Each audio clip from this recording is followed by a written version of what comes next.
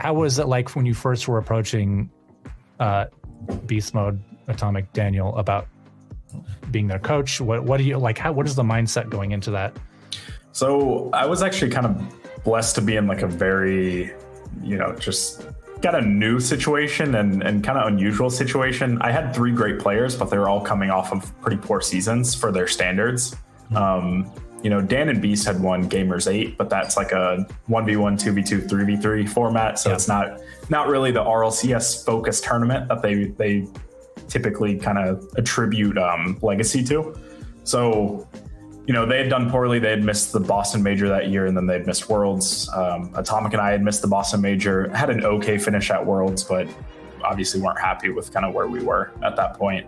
So while they were superstar players, they were ready to kind of buy into something, because I think they were all kind of in search for an identity.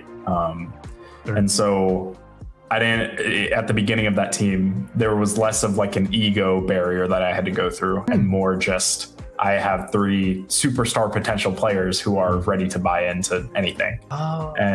So Atomic and I had been working on an identity for a couple years at that point. It's something that, I still stand by to this day. How I coach now, there's been improvements every year. That's, the name of the game. But my like general philosophies and how the game should be played date back to when I first started coaching with G2.